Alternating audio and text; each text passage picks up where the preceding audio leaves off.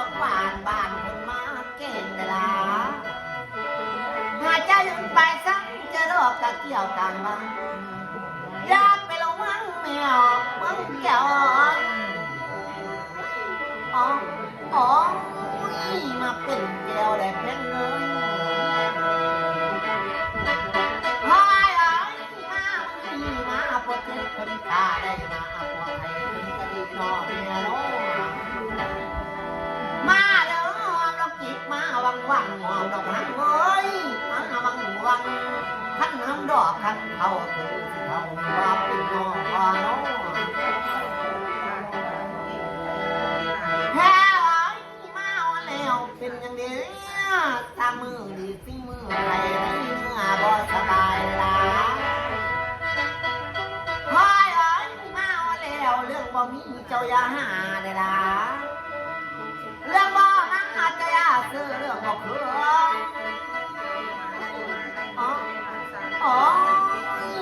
หาใส่เจ้าอย่าตัวเด้อตกกาเด้อหาตะวันคนเด้อแม่เด้อแพ้มามือขันเสียงว่ามันตามเสียงยังได้เวลาเป็นยังไงคนนี้ไพ่มอยเห็นหาเป็นดิบเลยแพ้สั่งมือสิมือใครในเนื้อบ่สบายดีมีว่าไม่กระเด็กมาเนี่ยไม่กระเด็กคนมาแทงเวลาแพ้ตอนนั้นคนกราบลาอ๋อลาแพ้อยู่เสน่ห์มาตายตรงนั้นมาเวลามาดงกวงนี่น้ำเยอะจะได้บอลพัดน้ำได้นะแต่กับนี้แม่นบ่มาตายตรงนั้นเวลา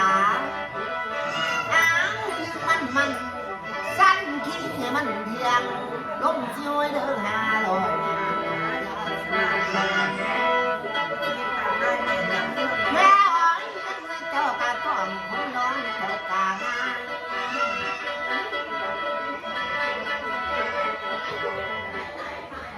แพ้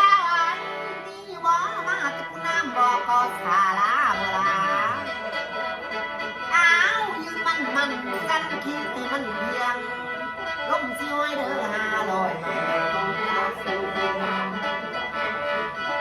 แม่ขันมันเจ้ากาก้อนคนร้องเจ้ากางานบ่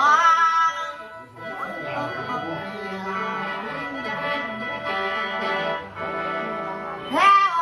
บินหอหงกวงเพื่อนสารมองเขาดูในบ่ยืนเวลามันสั้นคิดให้มันเพียงลมช่วยเด้อหาลอย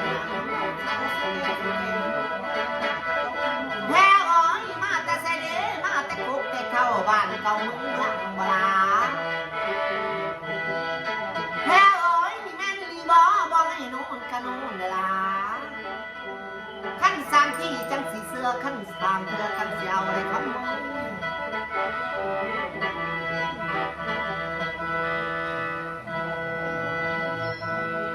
แพ้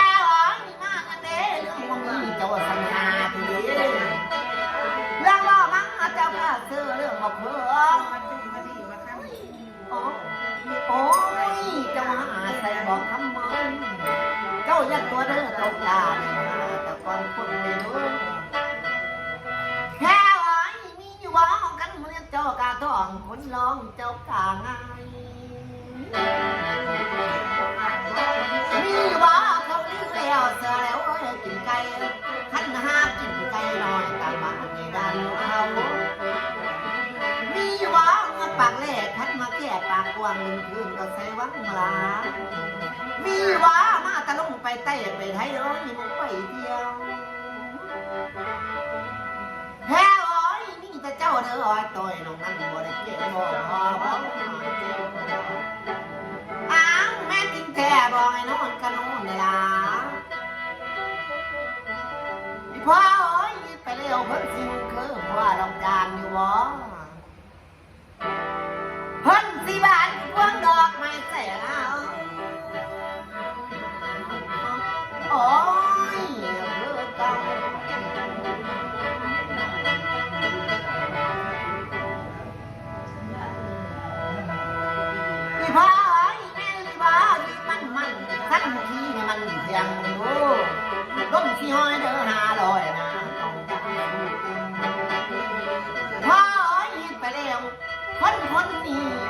วายไปนั่งเพียงบ่อยน้ำเบิ้ลให้เบิ้ลกลับมาเลี้ยงลูกน้อยลูกในคนกันเด้อว่าเด้อพ่อเอ้ยขันมันตกเจ้าอย่านุ่งไปหน้ากันพ่อเจ้าอย่านุ่งไปไกลเลยเด้อพ่อเอ้ยเจ้าสิดีบ่ละหาไว้ว่าบอกคอยแน่อ้าวขั้นสามที่จังที่เสือเลยพ่อขั้นสามเสือจังไรเลยพ่อไปเร็วกินยังเด้ใกล้ผู้ดอนนอนหางมอละหาโอ้ยมาเมื่อนี้ท่านว่าเข้าลูกศิษย์หาผ้าหาลูกศิษย์เต็มเลยด้วยกินยังเด้ใกล้ผู้ต่อหันใกล้ผู้การตัวทองหุ้งคำมาลาพ่อเอ้ยท่านกินเลือดหน่อยค่ะท่านกินอย่างหน่อยเต็มหัว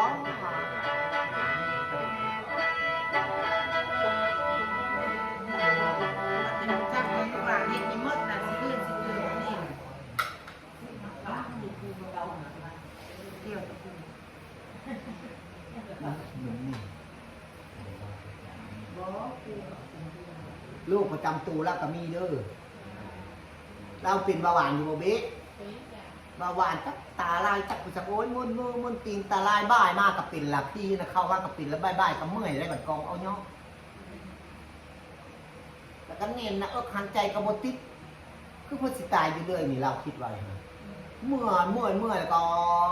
เสื้อสายได้ลองกับกินดิบกินแดงข้างงัวขายควายลงไทยพ่อของพ่อละปีอีกมาวัดพกเงากินในห้อยเก่งแต่ไม่ธรรมดาด้วยกินดิบกินแดงคงเอาพี่โซ่มาตัวนึงวันนี้ตัวนึงเอาไป